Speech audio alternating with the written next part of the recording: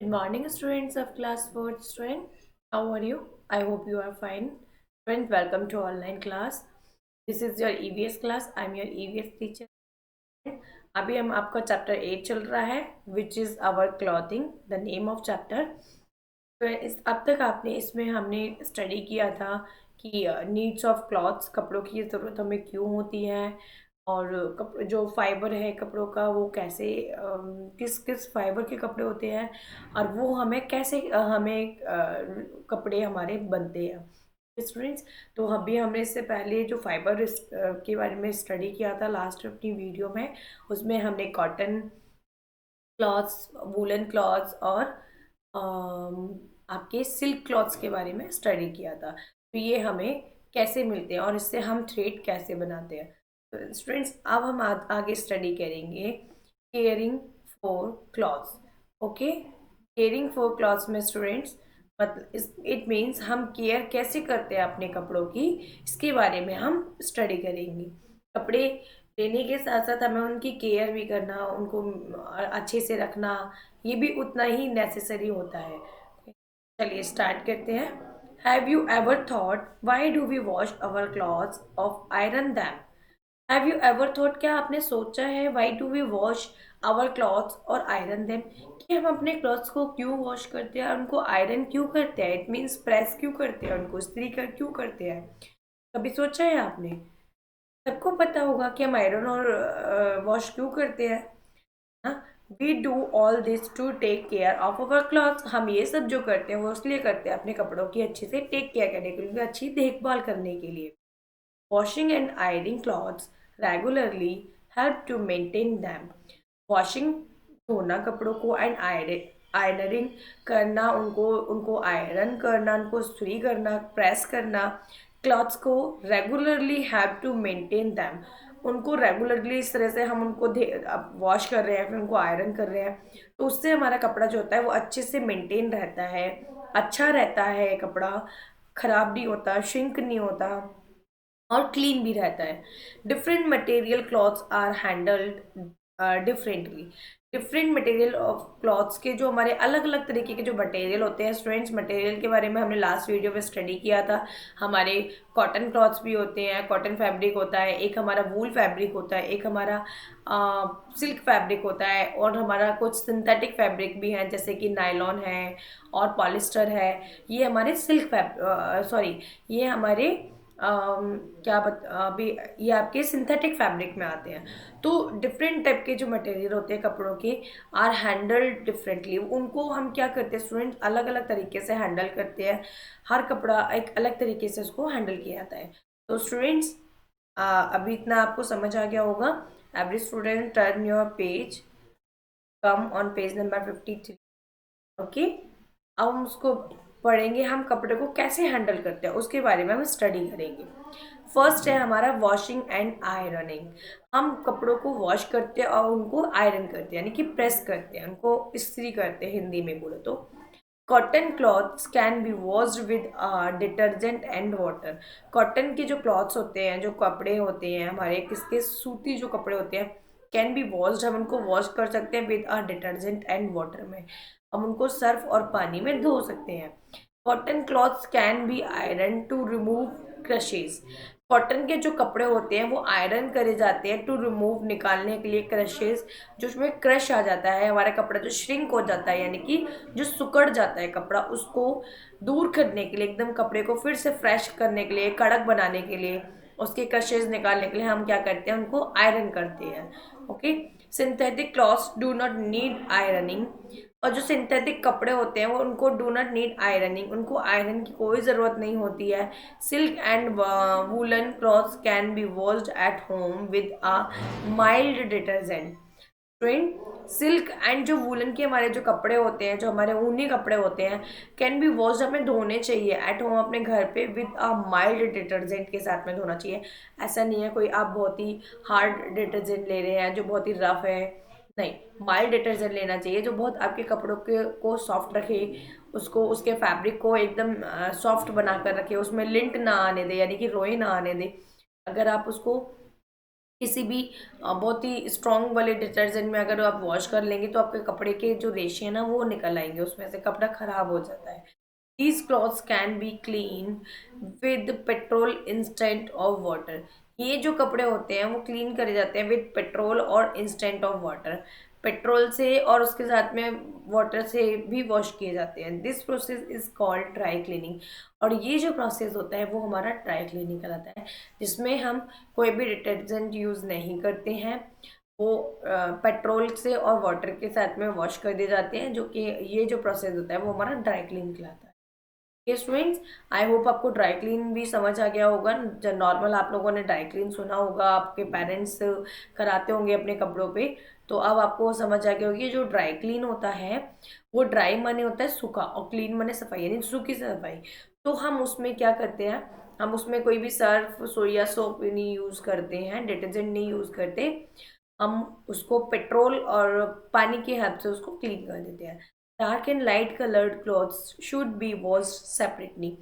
जो dark and light colour के जो कपड़े होते हैं वो हमें क्लॉथ्स को शुड बी वॉश सेपरेटली, उनको अलग धोना चाहिए। अगर आप क्लॉथ्स को वॉश कर रहे हैं तो आप डार्क डार्क कलर के जो कपड़े हैं उनको एक साइड करके वॉश करिए, एक बार में कर लीजिएगा वॉश। एंड जो लाइट कलर के कपड़े हैं, लाइट शेड में हैं, जैसे वाइट कपड़े हैं, तो उनको कलर्ड कपड़ों के साथ वॉश नहीं करना चाहिए, उनको भी सेपरेटली वॉश करना चाहिए।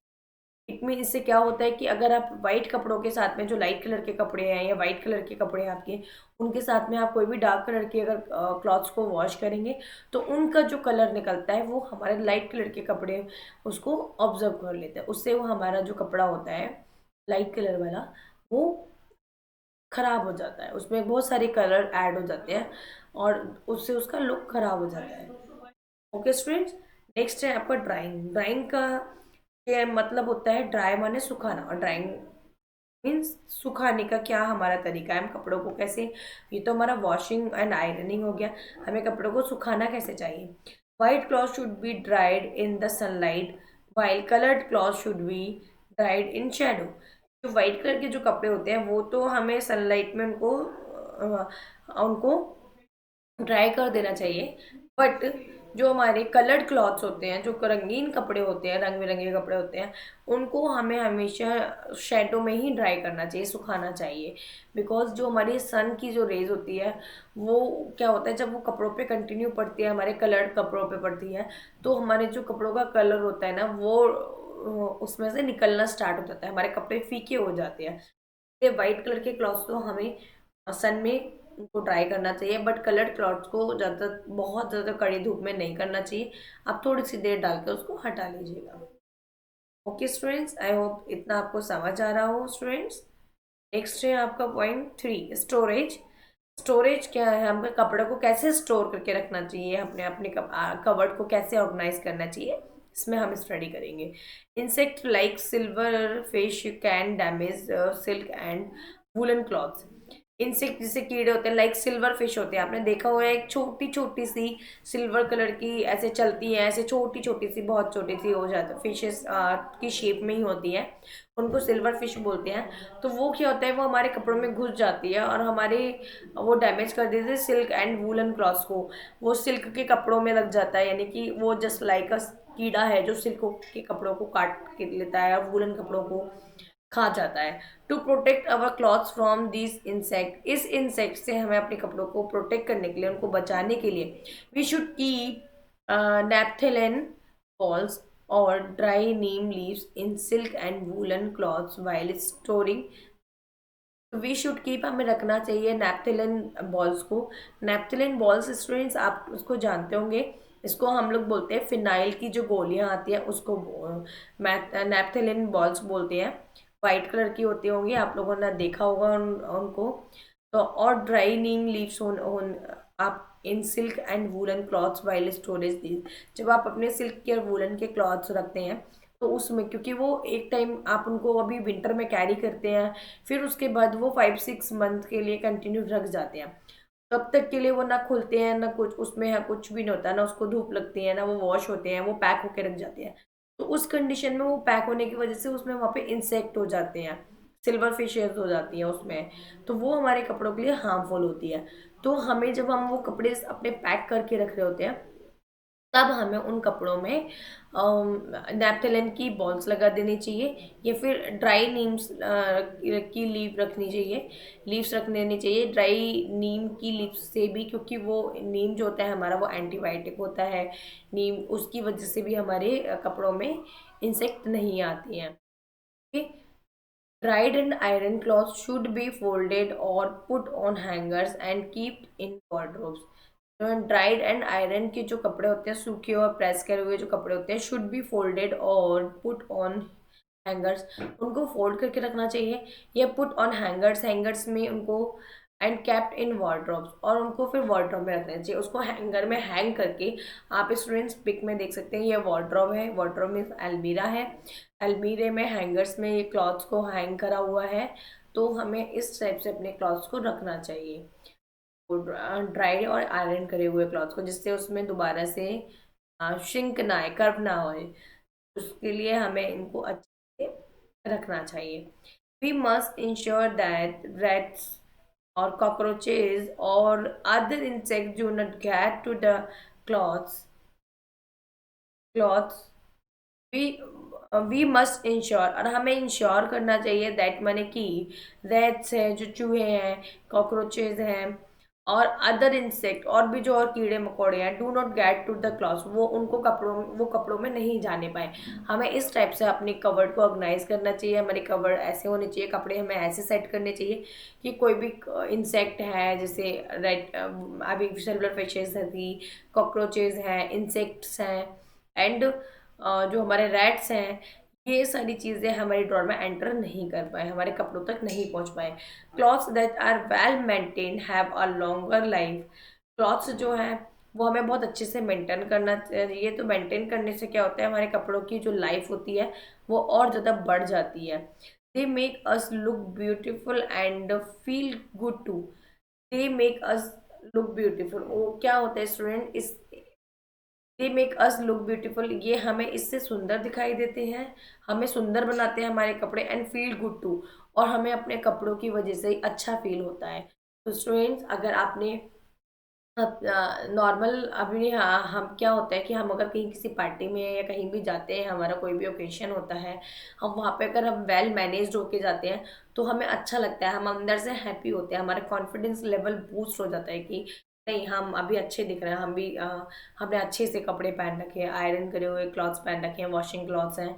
और अगर हम कहीं ऐसे भी चले जाएंगे जहाँ हमारे कपड़े शिंक हो रहे होते हैं, आयरन नहीं हो रहे होते हैं, कपड़े हमारे डर्टी क्लॉथ्स कैरी होते हैं, तो आप देखेंगे हमें वहाँ पे थोड़ा सा हम अपने आप को शेम फील करेंगे, हमें शर्म आएगी कि हम कैसे हैं, हमने क्या ड्रेसअप कर रखा है, हमारे क्लॉथ अच्छे नहीं लग रहे, हम अच्छे नहीं दिख रहे हैं। तो स्टूडेंट, इसीलिए हमें अपने कपड़ों को बहुत अच्छे से मेंटेन करके रखना चाहिए, जिससे हमारे कपड़ों की लाइफ भी लॉन्गर होगी, हम भी इस स्मार्ट एंड ब्यूटीफुल दिखेंगे। ओके, तो आई होप स्टूडेंट्स आपको ये चैप्टर अच्छे से समझ आया होगा। इसी के साथ आपका ये चैप्टर फिनिश होता है स्टूडेंट्स, और एंड आपको समझ आ गया होगा अपने सारे क्लॉथ्स के बारे में कि हमें किस टाइप के क्लॉथ्स कैरी करने चाहिए, एंड एज वेल एज आपको ये भी अच्छे से समझ में आ गया होगा कि किस वेदर में हमें किस टाइप के क्लॉथ्स को वियर करना चाहिए। Students, now thank you.